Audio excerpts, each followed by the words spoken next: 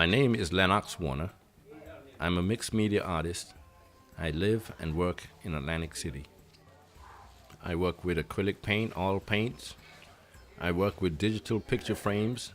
A big part of my artwork right now are marbles, from size plain marbles up to 2 inches in diameter. I like using those because of their luminosity and their consistency in colors. And I embed these in my artwork.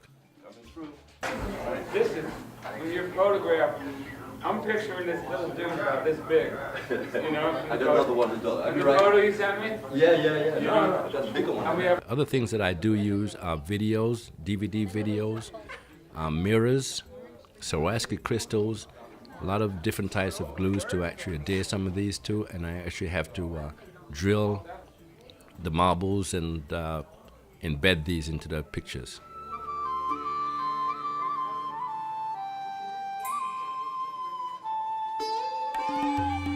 The exhibit on Atlantic Cape are basically portraits of individuals and persons, and most of them are either in a landscape background or in a mirror landscape background.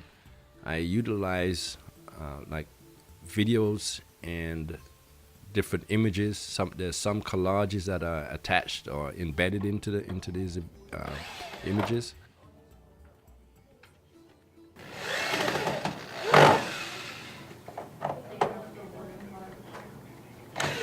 And maybe somebody behind it, and you can get a feeling for. Actually, this show started way back in 2009.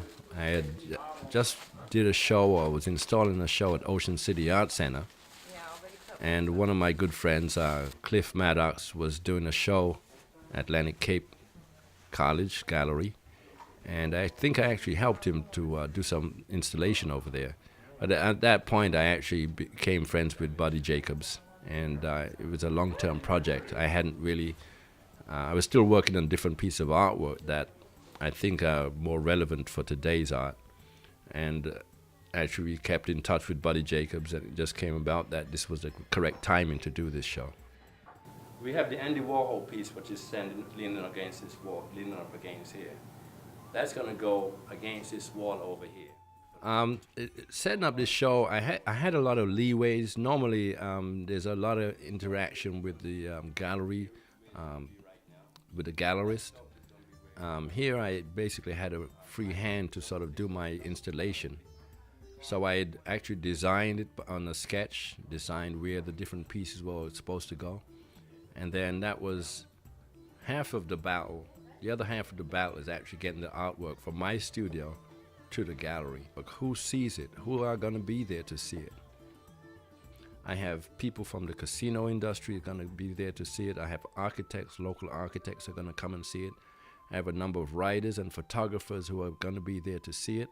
So it's going to be a mix of professional people, art students, and the general public who will get to see it.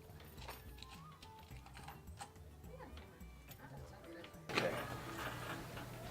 Very good, very good. I'm going to have you as my assistant here, Nelly, right? Well, my inspiration, or what I'm really trying to do, is to connect the primitive to the modern. And the question is, what would the I hate to call them primitive because artists are artists. It's just that they're just living in a different decade. Is what if artists in the times past had the materials that we had today? What would they be doing? And I try, if you look at some of my artwork, you see primitive sculptures that's all together with totally modern atmospheres or materials. For example, I have neon lighting, which didn't exist even maybe 100 years ago. I have cast marbles, which primitive people never had. I have different types of epoxy coatings that didn't even exist maybe 25 years ago. And I'm combining those, so I'm bringing the primitive or the ancient to this day, and the question still asks, what if people in past decades, or maybe 150 through or 300 years ago, or maybe thousands of years ago, had these materials? What would their artwork look like? Would they look like what I'm doing today?